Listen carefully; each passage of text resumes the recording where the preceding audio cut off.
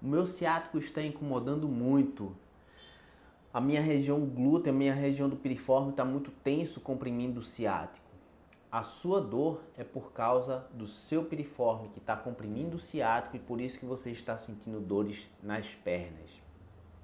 Esses e outros relatos são comuns aqui na Clínica Ciência Terapias, de pessoas que chegam com dor na região do bumbum, dor na região do bumbum que desce para a perna e dizem que é por causa do ciático ou que é o piriforme que está comprimindo o ciático.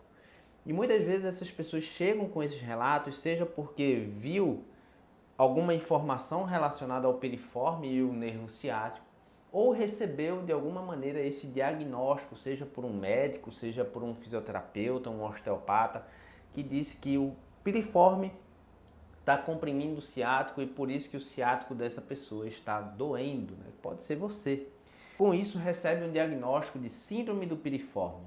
Bom, esse vídeo que eu vou gravar aqui hoje no canal da Ciência Terapias é para explicar para você que recebeu esse diagnóstico de síndrome do piriforme, que tem uma dor na perna, né, por causa do ciático e do piriforme, para te esclarecer, para tirar as suas dúvidas e para fazer com que você não seja enganado ou receba falsos diagnósticos de síndrome do piriforme. Antes de mais nada, curte esse vídeo, se inscreve no canal, verifica se você está inscrito, se está inscrito aqui no canal. Às vezes você está assistindo esse vídeo e acha que está inscrito porque o YouTube está te mostrando de alguma maneira, mas você não está inscrito. Então clica aqui em se inscrever, tá?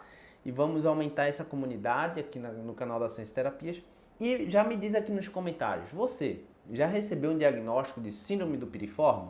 Ou alguém já te disse que o seu problema no ciático é por causa do piriforme? Comenta aqui embaixo do vídeo para mim.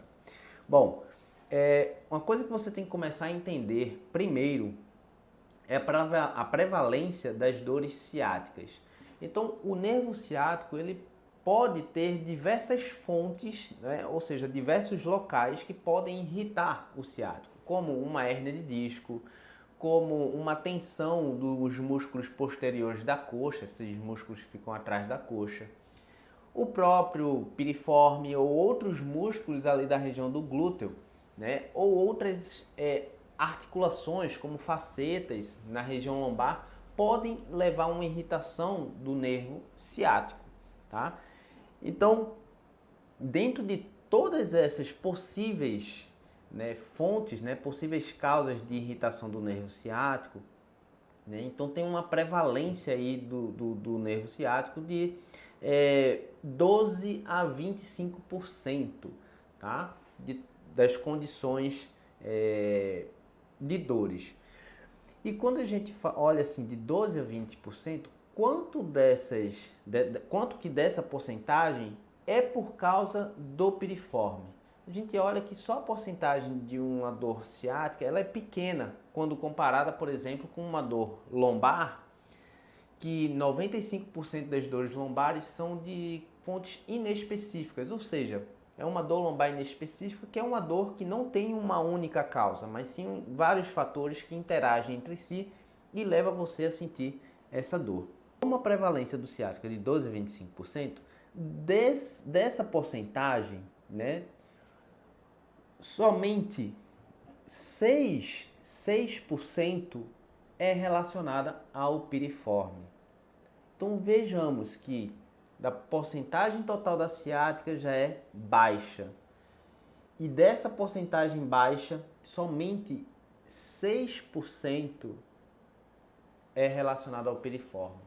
Então digamos que de 100 pessoas que têm um problema no ciático, né, se 100 pessoas vierem aqui na clínica com problema no ciático em específico, somente 6 irão ter uma dor relacionada ao piriforme. Então veja que é uma prevalência muito baixa e é muito comum a gente ver no dia a dia pessoas recebendo esse diagnóstico de síndrome do piriforme, que na grande maioria das vezes não é o piriforme.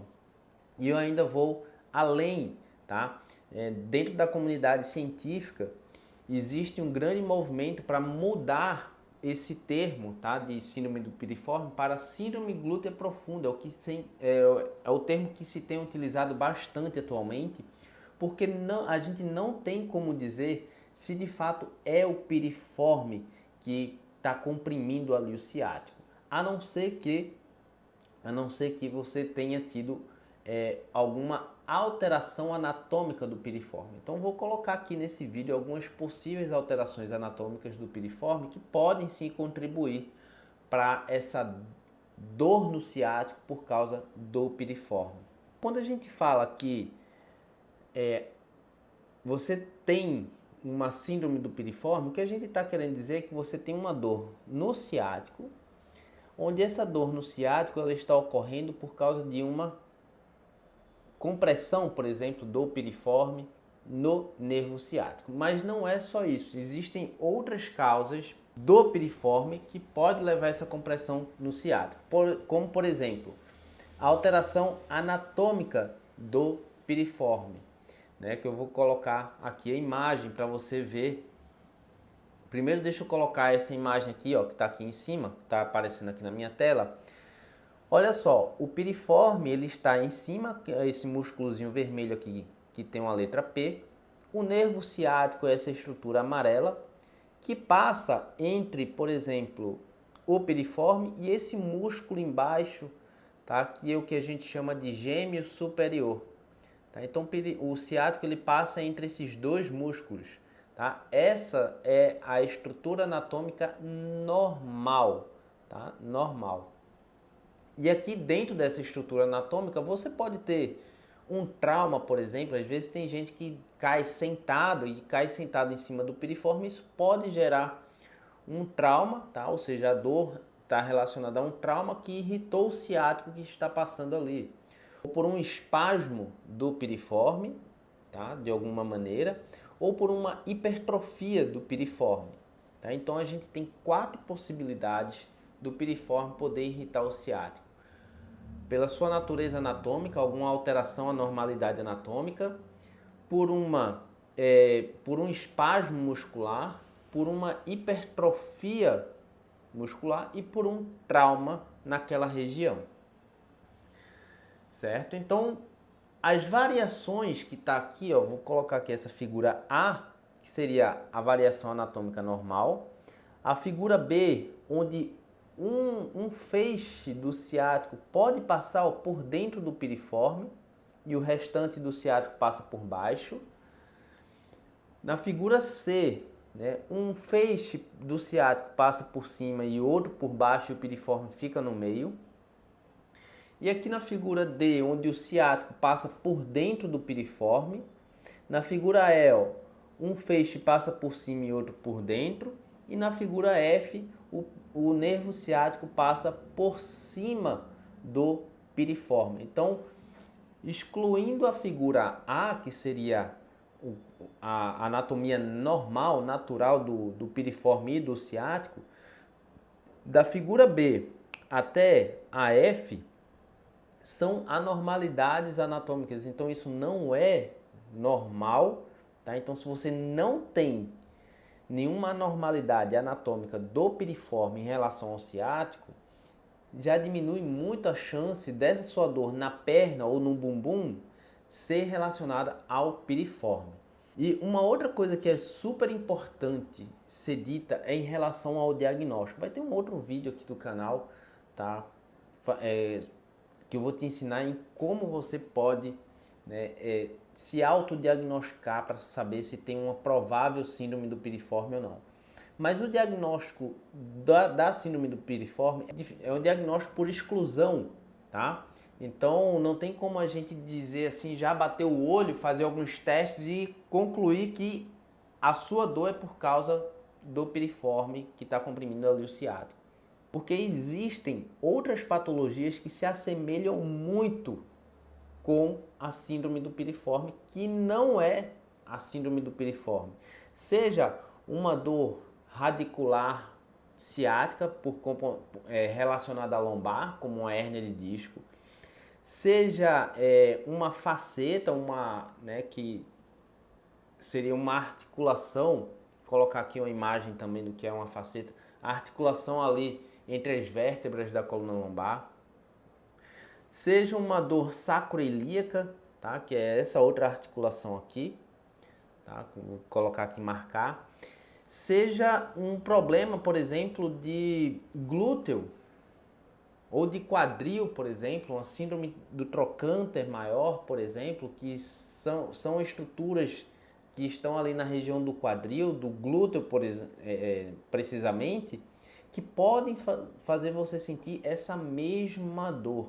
Né? Tem até um vídeo que a gente gravou aqui, que é a culpa do ciático. Eu recomendo que você assista também esse vídeo para também te esclarecer, né, algumas outras possíveis dúvidas.